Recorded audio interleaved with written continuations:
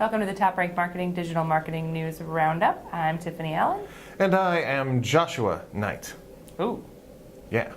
I'm kind of rebranding myself, kind of refreshing the old brand a little bit. Shaved the head, made it nice and shiny. Kind of like a new user interface for me. Go on. Kind of like the way that Twitter has a new user interface. I'm just saying. They're coming off their brand refresh when last year they did some market research to figure out why. I mean, to be honest, they're kind of sinking a little bit in the social media world. So they discovered that a lot of people knew who they were, but they didn't know what to use Twitter for. So their whole new thing is, let's see here, yes, see what's happening. Oh. So maybe just happening, not happening, probably.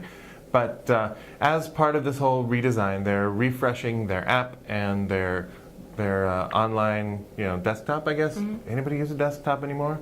My sources say no. However, if you're using Twitter on any device of any kind, you're going to notice some new stuff.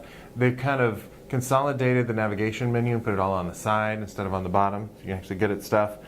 They changed some of their icons for clarity, because apparently we don't recognize stuff unless there's a picture of it that we know what it is. Fair. So instead of the reply button being the thing that looks like a back arrow, now it's a speech bubble. So it's like, push this to talk to people. They have also made it so that tweets will update instantly with their reply counts and their like counts, which is kind of great. So for marketers, so we can see that.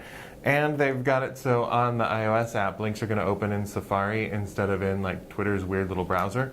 So any login that you saved is you're going to be able to go right into the site. That is helpful. So cool stuff, mostly cosmetic stuff. I feel like that instant refresh is going to be something that we're going to like. Mostly this seems like window dressing, but if it gets more people on Twitter, I'm for it, because I need more followers. At Nite writes. No plugging. Oh, I'm sorry. That's okay. SEMrush actually just released a new study. This is my segue. And it's their annual ranking factor study.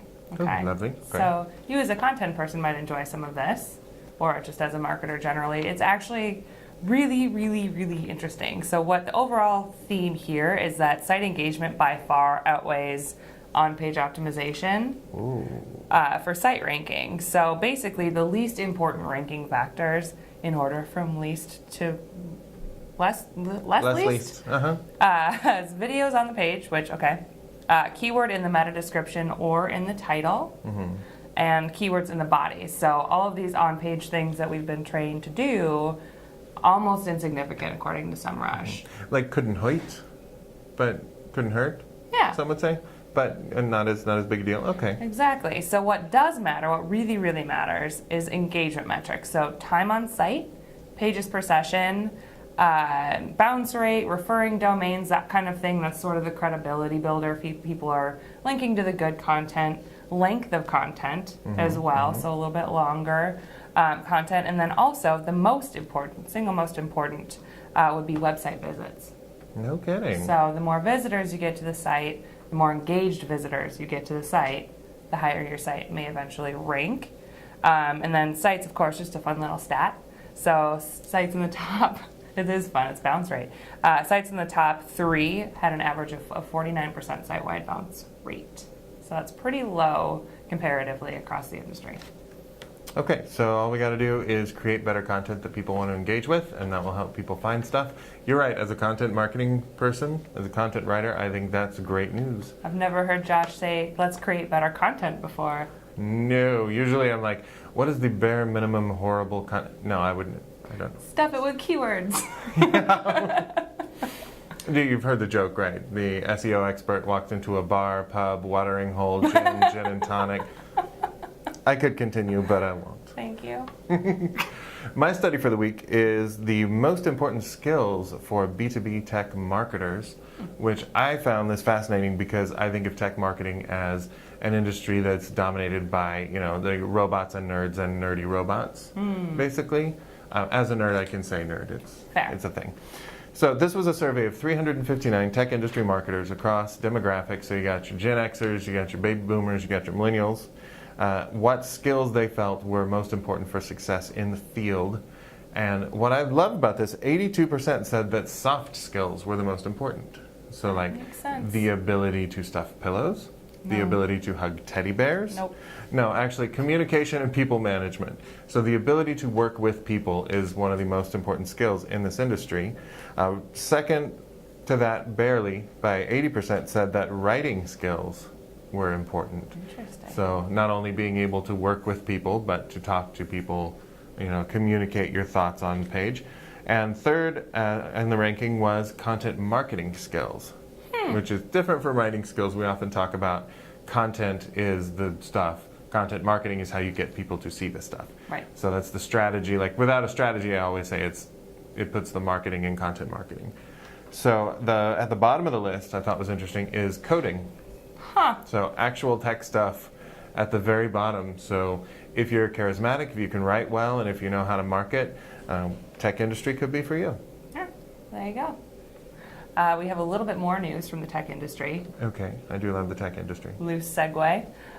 Google has announced a new tool that will allow folks who are searching for jobs to get listings directly through Google from prevalent job sites like #client LinkedIn. Oh my. Yeah, it's actually very exciting. So sites like Indeed, LinkedIn, those bigger sites, you can go ahead and search, whatever, pops up in the search results. I think that'll send a little bit more traffic, a little bit more boost to folks that are advertising their jobs on those platforms specifically, which we'll see how that kind of shakes out as LinkedIn sort of always evolves that talent acquisition aspect of their business. But also, LinkedIn is now allowing people to post photos in comments. Sadly, they're not allowing people to post GIFs or GIFs or GIFs in comments. Not yet.